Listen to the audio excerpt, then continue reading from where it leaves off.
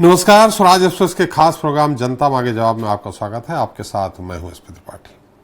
भारत में छत्तीसगढ़ और झारखंड को आदिवासी बहुल राज्य समझा जाता है, लेकिन सच यह है कि देश में सबसे ज्यादा आदिवासी आबादी मध्य प्रदेश में है।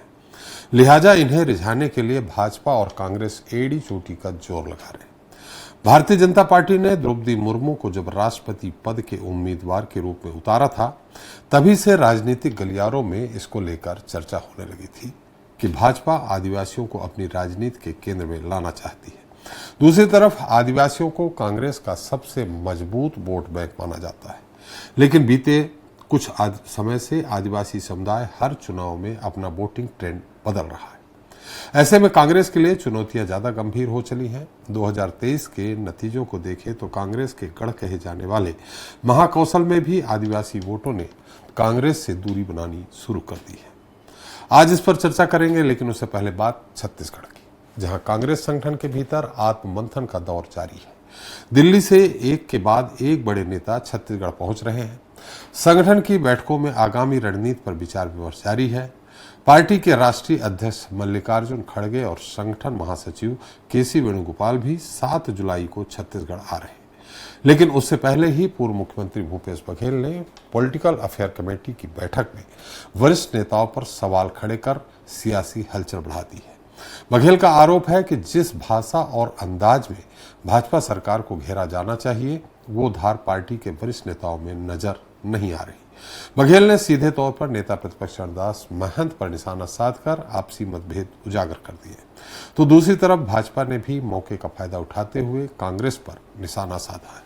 आज हम इसी पर चर्चा करेंगे अपने खास पैनल से। आज का मुद्दा है एकता में अनेकता, कांग्रेस की विशेषता।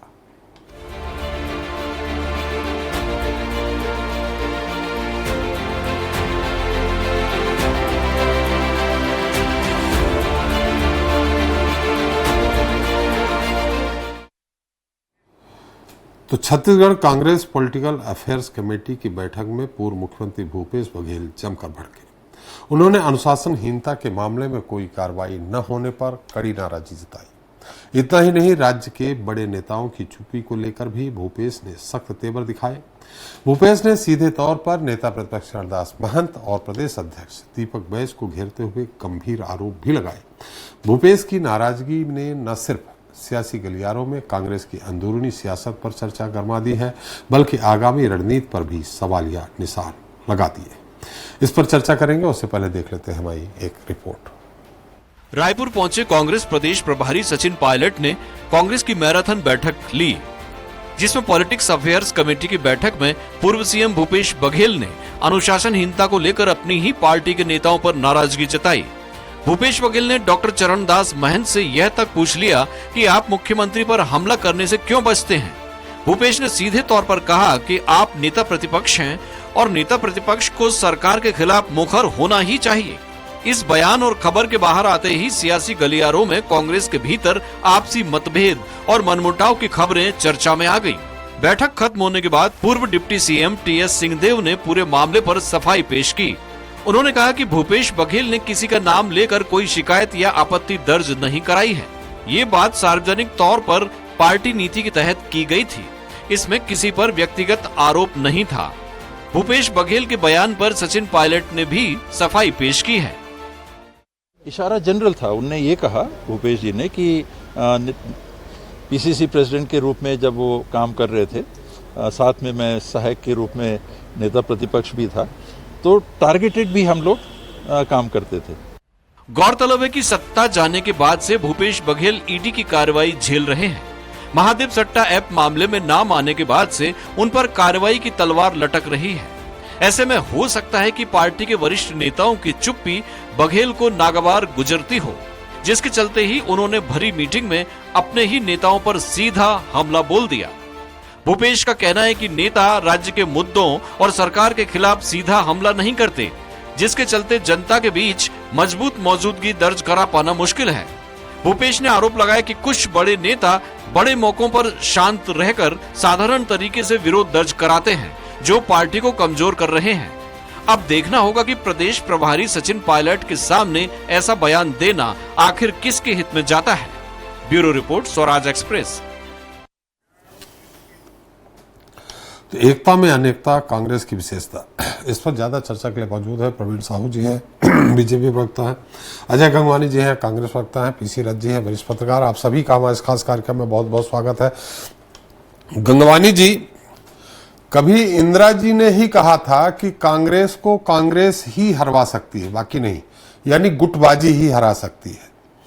ऐसे में जिस तरह से अंदर खाने में जो बात बाहर निकल के आई, हम लोगों का काम ही है ये पता करना कि अंदर खाने में क्या खबर रही, और बाहर जिस तरह से हो रहा है, ऐसे में हमने इसको शीर्षक दिया है, आज का मुद्दा जो नाम लिया है उसका, एकता में अनेकता कांग्रेस की विशेषता। अब इन स्थितियों में कैसे आप आगे सरकार बनाएंगे जब आप खुद एक नहीं है? एक भारतीय जनता पार्टी के एक बहुत बड़े नेता ने कहा था कि रमन सिंह जी ने 3 बार सरकार बनाई, तीनों बार के कारण थे अजीत जोगी। 2003 में एंटी इनकम्बेंसी, 2008 में जो उनका था गुटबाजी, 2013 में गुटबाजी, 2018 में उनको बाहर कर दिया तो आपकी सरकार बन गई थी। और कुछ प्रश्न तो त्रिपाठी जी, मैं पूरे एक साथ जवाब दूंगा आपके। जी क्या? देखिए, मैं और कुछ प्रश्नों को त्रिपाठी जी तो जोड़ लीजिए, मैंने कहा जी जी। त्रिपाठी जी, महत्वपूर्ण बात है, जी। जिनके स्वयं के घर शीशे के हों वो दूसरे घर में पत्थर नहीं फेंकते जी। ये अपने आंगन को छोड़ के हमारे आंगन में देखने का दुष्प्रयास कर रहे हैं। महत्वपूर्ण बात है कि कम से कम कांग्रेस पार्टी में आंतरिक लोकतंत्र है। Political affair committee, Tripathi ji, सबसे बड़ी राजनीतिक कमेटी है जिसमें सारे वरिष्ठ नेता शामिल हैं जो खुल के अपनी बात रखते हैं। अगर वो किसी की तरफ पर्टिकुलर किसी का नाम की बात नहीं थी, अगर हम विपक्ष में हैं, ये हम सबका सामूहिक दायित्व है कि पूरी एकता से, पूरी दमदारी से खुली चुनौती देते हुए प्रहार करें। ये चरणदास महंत जी पे राजनीति करने का प्रयास कर रहे हैं। यही नेता प्रतिपक्ष जो है वो भारतमाला घोटाले का जो है विधानसभा प्रश्न उठाते हैं। पीएम आवास जो 18 लाख फर्जी आंकड़े हैं उसके खिलाफ आवाज उठाते हैं। धान खेती के खिलाफ आवाज उठाते हैं। 35 लाख मीट्रिक टन धान सड़ा उसके खिलाफ आवाज उठाते हैं। तो भारतीय जनता पार्टी अपने 17 महीने की उपलब्धियों के बजाय कांग्रेस पार्टी गुटबाजी अंतर, हम तो चाहते हैं इसी में 5 साल व्यस्त रहे ताकि हम फिर से इनको 15 सीटों तक सीमित करके उखाड़ फेंके। दूसरी महत्वपूर्ण बात है जी, ये हमारी तो बात कर रहे हैं, लेकिन गंगवानी जी, अपने प्रश्नों में एक और है, जो विधानसभा प्रश्न लग रहे हैं वो ज्यादातर भूपेश बघेल की सरकार के समय जो घोटाला हुआ उसके लग रहे हैं, और उसमें कांग्रेस विधायक भी लगा रहे हैं।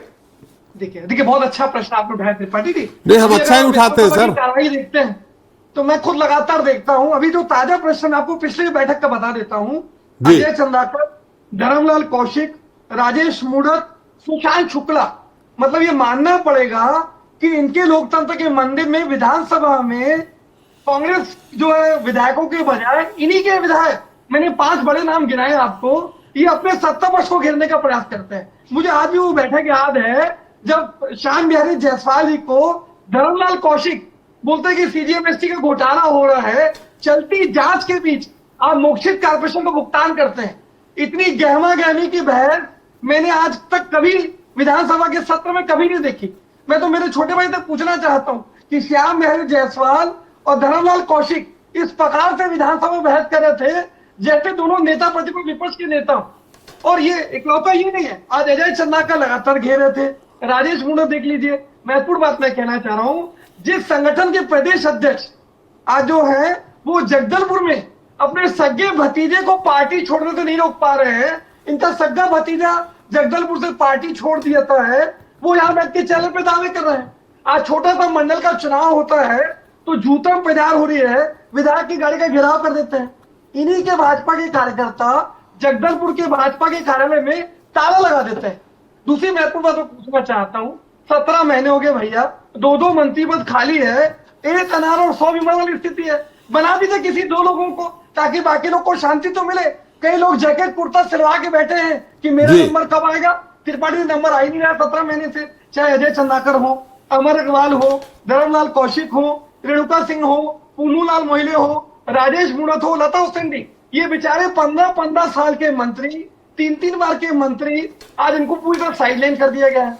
अरे सबको मौका दिया जा रहा है ना, भाजपा है इसमें, सबको मौका दिया जा रहा सवाल ये पुराने मंत्री रहे तो कुर्ता पैजामा पहले से सिला हुआ होगा इनका। देखिए मैं त्रिपाठी आपके चैनल पे मैं 2 बार डिबेट में बैठा हूं कि बहुत जल्द भाजपा के 2 मंत्री घोषित होने वाले।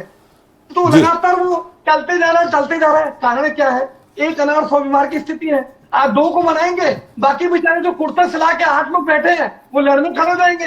दूसरी महत्वपूर्ण बात मैं कह रहा हूं, आप कह रहे हैं कि हमारे घर की तरफ न देखें और आप उनकी घर की तरफ देख रहे हैं, अपना नहीं देख रहे हैं। मैं राजनीति तो कर नहीं रहा हूं भाई, मेरी एक बहुत प्रैक्टिकल बात कर रहा हूं। त्रिपाठी जी, आपके स्वराज न्यूज की बैठक हो रही है, आपकी व्यक्तिगत चैनल की बैठक है, आप अपनी चैनल की स्ट्रेटेजी डिसाइड कर रहे हैं कि स्वराज को जनता के बीच कैसे पहुंचाएंगे, और मैं उस पर घुस के उसमें कमेंट शुरू कर दूं कि भैया स्वराज में ये होना चाहिए, स्वराज में होना चाहिए, ये किसी वक्त उचित है क्या? भैया हमारा संगठन, हमारी पॉलिटिकल अफेयर कमेटी, हमारे वरिष्ठ नेता ये चर्चा कर रहे हैं, भाजपा के पेट में क्यों दर्द हो रहा है? मैं तो पूछना चाहता हूं। चलिए पूछ लेते हैं शादी में अब्दुल्ला क्यों दीवाना हो रहा है? पूछ लेते हैं अब्दुल्ला क्यों दीवाना हो रहा है साहू जी, और आपका बहुत सारा उन्होंने गिना दिया है। और ये बात भी सही है, सदन के अंदर हालांकि गंगवानी जी को खुश होना चाहिए, स्वच्छ लोकतंत्र की निशानी है कि सदन में कोई विधायक व्यवस्था के खिलाफ अगर सवाल उठाता है, स्वच्छ लोकतंत्र की निशानी है जी। लेकिन साहू जी उन्होंने बहुत सारी आपकी बता दी और आपके यहां इनके अंदर की बता रहे हैं। अरे आप सरकार में हैं, सत्ता में हैं, आप अपनी नीतियां बताइए, उपलब्धियां बताइए, इनके अंदर क्या गड़बड़ है ये क्यों बता रहे हैं? आपके लिए अच्छा है गड़बड़ होता रहे। मैंने शुरू में ही कहा, ये आज नहीं, ये 1974 में 73 में इंदिरा जी ने कहा था कि कांग्रेस को कांग्रेस ही हरवा सकती है। देखिए, सबसे पहले भारत माता की जय कहूंगा। आप सभी को नमस्कार, आदरणीय जी, गंगवानी जी और त्रिपाठी जी आपको नमस्कार, प्रणाम। देखिए, जिस प्रकार अगर हम कहें तो जिस विषय पर आज हम डिबेट कर रहे हैं वो विषय ये था कि पॉलिटिकल अफेयर्स कमेटी की बैठक जो कांग्रेस पार्टी की है उस पर क्या विषय निकला। भाजपा ने कोई आरोप नहीं लगाया। आदरणीय गंगवानी जी को लगता है जानकारी नहीं है कि भूपेश बघेल जी समेत जितने कांग्रेस के नेताओं ने, सीनियर नेताओं ने निश्चित रूप से यहां पर अपनी ही पार्टी की बुराई की है। मैं बिंदुवार तरीके से क्या क्या जो न्यूज में छपा है वो आपको बता देता हूं। भूपेश बघेल जी ने क्या कहा कि सीनियर नेताओं को जवाबदारी नहीं दी जा रही है। भाई कोई भी सीनियर नेता निश्चित रूप से अगर कहें तो कुछ भी कोई भी टिप्पणी की जा रही है उन पर कोई कार्रवाई नहीं की जा रही है। यह भाजपा का आरोप नहीं है। और तो निश्चित रूप से जो पॉलिटिकल अफेयर्स कमेटी में जो बात कही जा रही है कि कई नेता अपने आप को प्रोजेक्ट करने के लिए दिल्ली में प्रेस कॉन्फ्रेंस कर रहे हैं बिना किसी अन्य नेता को सूचना दिए, तो यह भाजपा का आरोप नहीं है। निश्चित रूप से कांग्रेस पार्टी में स्वयं ये विषय निश्चित रूप से बार बार हो रहा है। और देखिए ये बार बार कह रहे हैं, देखिए कि हम क्या कह रहे हैं, हम तो कुछ नहीं कह रहे। और देखिए विषय जो ये बार बार कह रहे हैं कि लोकतंत्र की बात कर रहे हैं, देखिए विधानसभा में हो या कहीं भी हो, भाजपा तो लोकतंत्र को मानती है। कल 25 जून को जिस प्रकार अगर हम बात करें तो आपातकाल दिवस, जो काला दिवस इस देश ने देखा कि जब आप ही की सरकार ने पूरे देश में इमरजेंसी लगाई 25 जून 1975 से लेकर 21 मार्च आपातकाल पे मत जाइए, इमरजेंसी लगाई। साहू जी लोकतंत्र पर बात कर रही है गंगवानी जी, एक मिनट हम सवाल कर रहे हैं। साहू जी आपने उनके संगठन पे बात की, उन्होंने आपके संगठन पे बात की जी, आपके संगठन पे उन्होंने बात की, चंद्राकर जी, इनके लिए तो मूरत जी, सबका नाम लिया उन्होंने। इनके लिए तो एक ही कहावत है कि चलती चक्की देखकर दिया कबीरा रोए, दो पाटन के बीच में साबुत बचा ना कोई। चाहे वह सुरेंद्र दाव का उदाहरण ले लूं, जिन्होंने भरे सभा में भूपेश बघेल का अगर हम कहें तो आलोचना की थी, उनको पार्टी से बाहर निकाल दिया जाता है। पूर्व महासचिव अरुण सुसूदा की बात करो, जिन्होंने भ्रष्टाचार की बात की, आज उनका हश्र क्या है जनता जानती है। इनकी पार्टी में लोकतंत्र तो है ही नहीं, केवल चरण वंदना की पार्टी है और निश्चित रूप से जनता के हित में कोई काम किया नहीं है। इसलिए कहीं ना कहीं बौखलाहट इनके नेताओं में है और कहीं ना कहीं बार बार कहें तो केवल अपना पत्ता जो है वो देख रहे हैं, बाकी का पत्ता साफ करने में लगे हुए हैं। और देखिए गुटबाजी है, इसलिए जिस पार्टी ने सत्ता प्राप्त की थी 2018 में और दम भर रहे थे कि हम 75 पार कर पाएंगे, 75 पार तो छोड़िए 35 तक सीटें पार नहीं कर पाए और लगातार भाजपा की सरकार देखें तो 17 से 18 महीने बहुत सारे हम काम किए। गंगवानी जी सुन कर लीजिए, देखिए आपका बोल रहे थे, साहू जी सुन रहे थे, तो निश्चित रूप से आपने गंगवानी जी सुन लीजिए, मैं आपके पास फिर आ जाऊंगा। बहुत टाइम में कोई धैर्य तो है नहीं, लोकतंत्र कोई मानते नहीं है, बस बड़बड़ करते रहेंगे दूसरे के बीच में, यही इनको सिखाया जाता है। दिल्ली से सीखकर आते होंगे है ना, दूसरों को ट्रेनिंग में यही देते हैं गंगवानी जी। चलिए आप अपनी बात कहें, प्रवीण जी। कह रहा हूं ना, इनको पीड़ा हो रही है। तो देखिए राहुल गांधी जी ने क्या कह दिया कि कोई कई लंगड़े घोड़े हैं जिनको रिटायर किया जाएगा। अरे कौन है लंगड़े घोड़े? आपके ही पार्टी के युवराज, आप ही के कार्यकर्ताओं को लंगड़े घोड़े कहना, यह एक निश्चित रूप से कार्यकर्ता का अपमान है। हमारे पार्टी में सारे कार्यकर्ता को हम देवतुल्य कार्यकर्ता है। कहते हैं देवतुल्य निश्चित रूप से मानते हैं आपके पार्टी के सीनियर नेता तथा कथित युवराज सभी कार्यकर्ताओं को लंगड़े कह रहे हैं। शर्म आनी चाहिए ऐसे नेता पर, और ऐसी पार्टी के कार्यकर्ताओं को इस्तीफा दे देना चाहिए जो पार्टी कार्यकर्ताओं का सम्मान नहीं करती है। भाजपा जैसी पार्टी देखिए, इन सभी कार्यकर्ताओं का हम सम्मान कर रहे हैं। साहू जी, जो बात विधायक कह रहे थे कि कोई मंत्री बन गया, हमारे यहां सबको अवसर देते हैं, इनकी तरह नहीं कि भाई केवल कुछ लोग या कुछ परिवार ही पूरा सत्ता का केंद्र बने रहेंगे। हमारे यहां सभी को हम अवसर देते हैं। जी चलिए साहू जी, हम आते हैं आपके पास। उन्होंने उदाहरण दिया था कि 3 तरह के घोड़े होते हैं, कार्यकर्ताओं को नहीं कहा था जहां तक मैं समझता हूं। गंगवानी जी, आता हूं एक बार रथ जी की हम टिप्पणी ले लें। रथ साहब, जो भी बैठक हुई है और फिर बाद में एक साथ प्रेस कॉन्फ्रेंस में सारे नेता उपस्थित थे, ये एक संदेश दिया है कि अब हम सब एक हैं, पुरानी सब चीजें भूल जाए, ऐसा संदेश दिया। क्या ये संदेश सक्सेस होगा आगे जाकर के? खासकर भूपेश जी की पीड़ा जिस तरह उन पे कार्रवाई हो रही है, और चरणदास महंत जी हो, दीपक वैद्य जी हो, ये लोग उस तरह रिएक्ट नहीं कर रहे हैं जैसे करना चाहिए।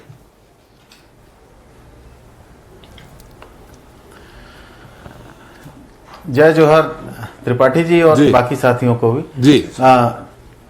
हम लोग राजनीतिक घटनाओं में अपनी पिछली राजनीतिक कार्यप्रणालियों की अनुवृत्ति देखते हैं। जिस तरह से भूपेश बघेल जी के मुख्यमंत्रित्व काल में बाकी संगठन और बाकी मंत्रियों को बहुत पीछे छोड़कर वो अकेले ही एक तरह से नेतृत्व करते पूरा 5 साल उन्होंने गुजारा था, तो उसका कहीं ना कहीं अभी जो उनको झेलना पड़ रहा है, कोयला लेवी घोटाला, शराब घोटाला, महादेव सट्टा ऐप घोटाला, इन सारे घोटालों में जो ईडी और आईडी इनकम टैक्स वगैरह की जो कार्यवाहियां हो रही हैं लगातार, और कहीं ना कहीं उन पे सवाल उठ रहे हैं और वो उसका भी अकेले मुकाबला करने के लिए विवश हैं, इस तरह से वो महसूस करते हैं शायद, और उसी की पीड़ा उनकी अभी पिछले दिनों निकली है।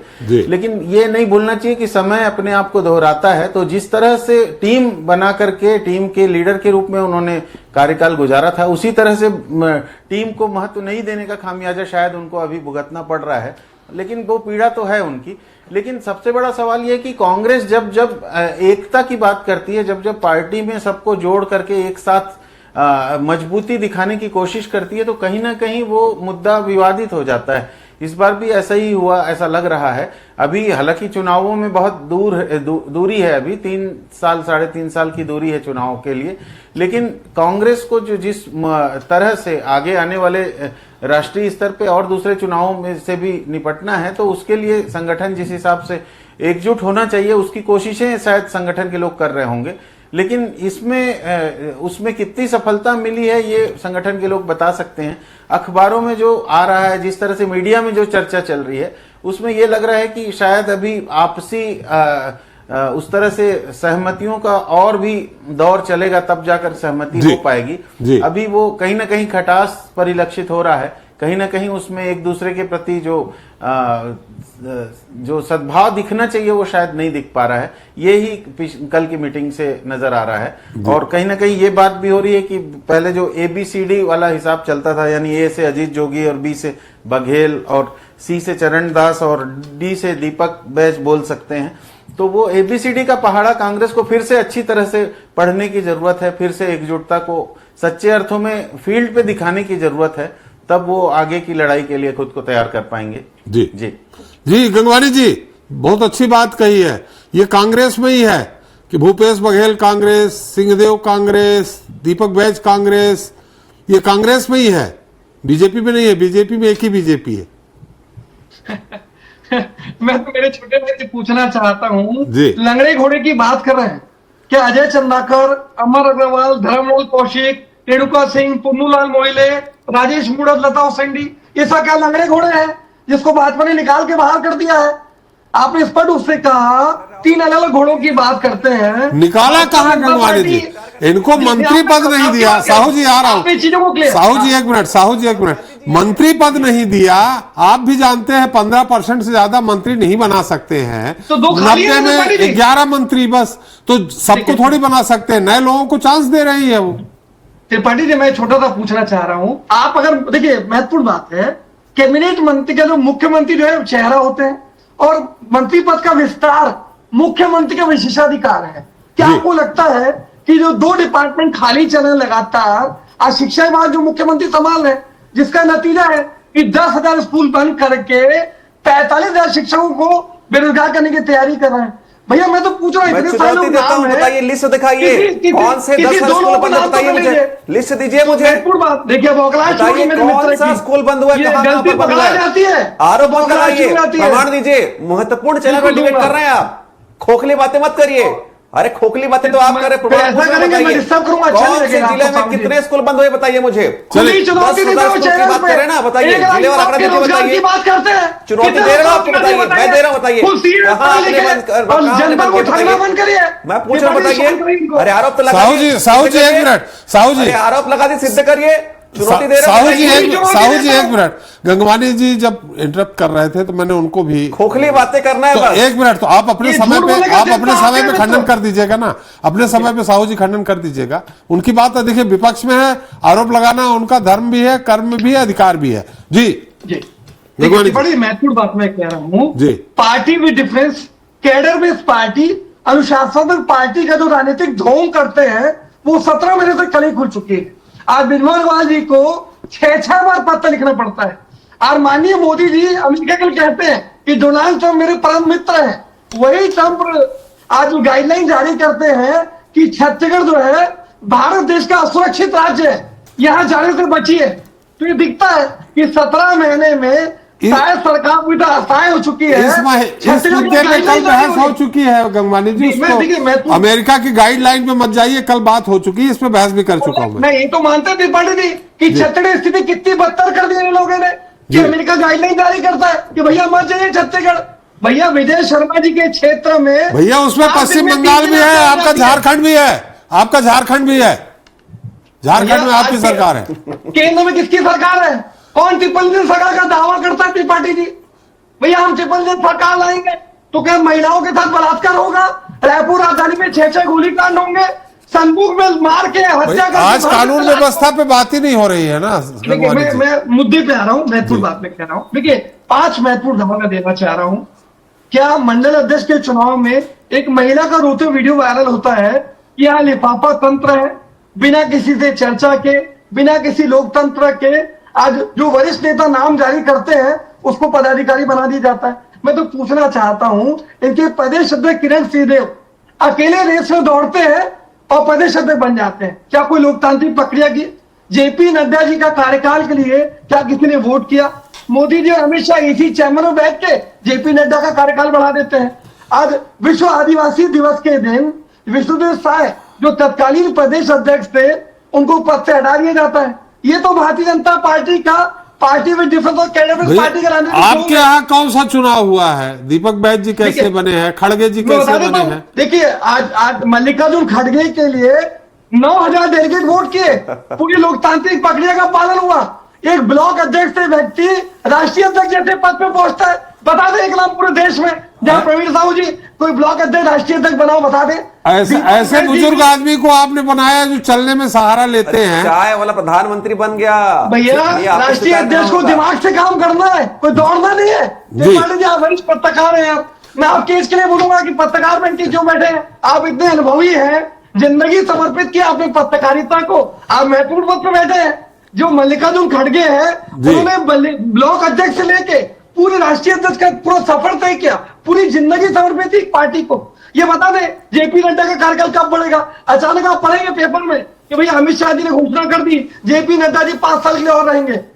उसी महत्वपूर्ण बात है, इनका पितृ संगठन आरएसएस, भैया 100 साल हो गए, मात्र 6 अध्यक्ष बने आज तक।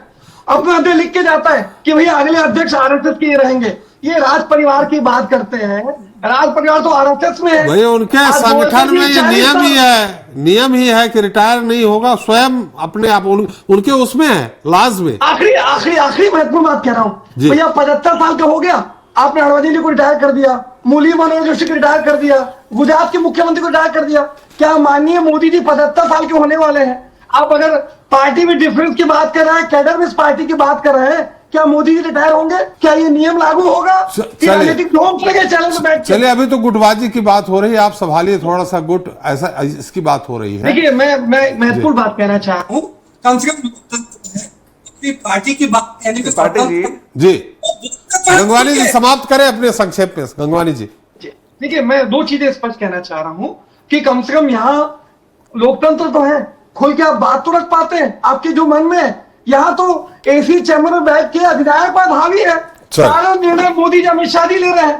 शायद जी बेचारे मुख्यमंत्री का वो है, लेकिन न विस्तार कर पाते हैं, न मंडल अध्यक्ष की नियुक्ति करते हैं, न विधानसभा के किसी नेता के लिए उनसे पूछा जाता है। चलिए गंगवानी जी बात आ गई। आपके समय पे भी मुख्यमंत्री जी बेचारे अचानक उनके न चाहते हुए, भूपेश है तो भरोसा है जैसे नारे गायब हो गए, न चाहते हुए अंतिम समय उप मुख्यमंत्री उन्होंने बना दिया सिंहदेव जी का, जिसका खामियाजा आज विपक्ष में बैठे हैं आप लोग। अगर आप एक छोटी सी बात करें, मैं 10 सेकंड आखिरी ले रहा हूं।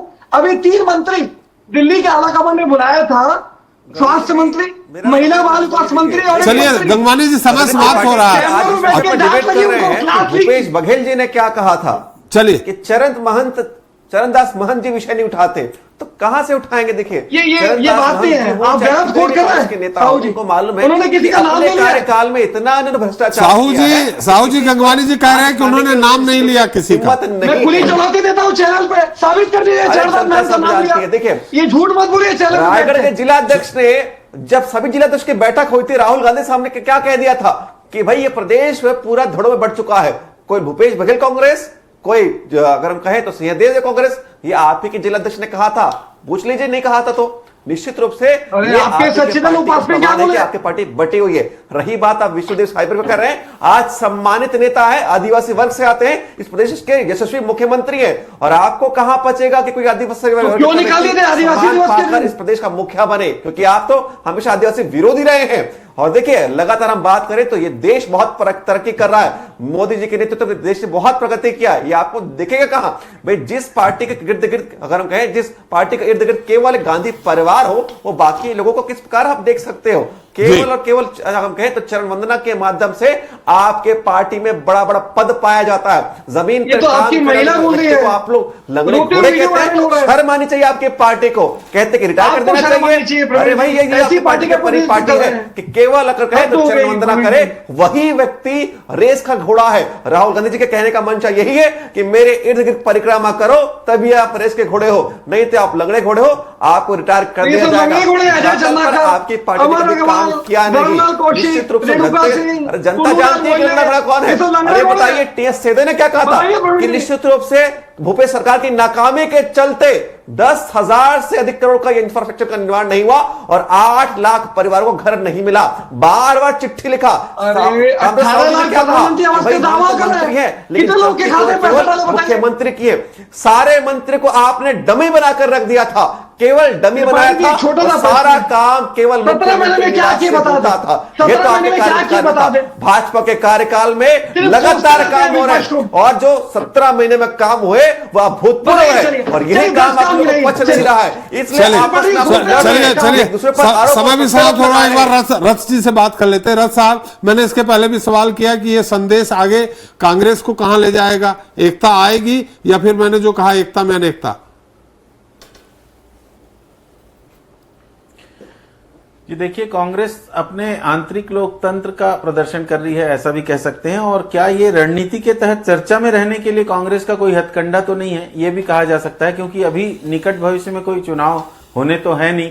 इसलिए कांग्रेस संगठन लगातार न्यूज स्पेस हासिल करने के लिए भी इस तरह से चीजें, जैसा पॉलिटिकल पार्टियां करती हैं, वो भी हो सकता है इसके पीछे।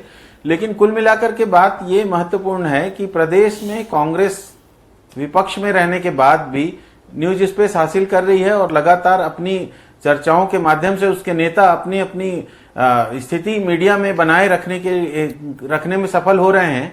ये बात तो निश्चित है। और ये भी महत्वपूर्ण है कि जो सरकार में जो मुद्दे हैं वो विधानसभा सत्र में दिखाई देंगे। जो मुद्दे उठेंगे वो अभी जो वर्षाकालीन जो सत्र अभी शुरू होना है जुलाई में, तो उसमें क्या मुद्दे लेकर के कांग्रेस आ रही है विधानसभा में, ये भी देखना महत्वपूर्ण होगा। अगर उन मुद्दों में मौजूदा सरकार के भ्रष्टाचार को लेकर के, मौजूदा सरकार की अक्षमता को लेकर के अगर सटीकता से मुद्दे उठा रही है कांग्रेस, तो ये माना जाएगा कि कहीं ना कहीं सरकार जो है वो, प्रतिपक्ष जो है वो अपनी भूमिका सही तरीके से निभा रही है। और रहा सवाल सड़क पर आंदोलन करने का, तो मुझे लगता है कि उसके लिए भी बहुत मुद्दे अभी और आने बाकी हैं। अभी तक तो जो है ही, लेकिन कुल मिलाकर के वो उसके लिए भी कांग्रेस के पास मुद्दों की कमी नहीं है। जिस तरह से गतिविधियां प्रदेश में चल रही है और अपराध को लेकर के जिस तरह से पुलिस का नियंत्रण कम दिखाई देता है, तो उसको देखते हुए कांग्रेस के पास पर्याप्त आधार है। अब 7 तारीख के दिन जो कांग्रेस की बड़ी रैली का जो उम्मीद की जा रही है, उसमें क्या प्रदर्शन करते हैं नेता, कितनी एकजुटता उसमें दिखती है, ये महत्वपूर्ण होगा। जी जी, गंगवानी जी, समय समाप्त हो गया, इसलिए मैं माफी चाहता हूं आपसे कि आपके फिर से हम उत्तर नहीं ले सकते। बहुत बहुत धन्यवाद आपका। रथ साहब, आपका भी बहुत बहुत धन्यवाद। साहू जी, आपका भी हमारे साथ चर्चा में शरीक होने लगे और अपना समय देने के लिए। तो आज हमने चर्चा की छत्तीसगढ़ में कांग्रेस नेताओं के आपसी मतभेद और उस पर होने वाली राजनीति की। सत्ता से दूर कांग्रेस में हर संभव ये कोशिश जारी है कि किसी भी तरह संगठन को मजबूती देकर भाजपा से मुकाबले के लिए मजबूत टीम खड़ी की जाए। लेकिन दूर से एकजुट दिखने वाली कांग्रेस में समय समय पर नेताओं के आपसी मतभेद उभर कर सामने आ जाते हैं, जो न सिर्फ भाजपा को हमलावर होने का मौका देते हैं, बल्कि कांग्रेस को भीतर से कमजोर करने का काम भी करते हैं। भूपेश बघेल का ताजा बयान ये साबित करने के लिए काफी है कि कांग्रेस के लिए आगे की राह आसान नहीं है। दूसरे शब्दों में कहें तो जब भी कांग्रेस नेताओं के एकजुट होने की परीक्षा सामने आती है, तराजू में मेढक तोलने वाली कहावत खुद ब खुद चरितार्थ हो जाती है। ये तो बात रही छत्तीसगढ़ की।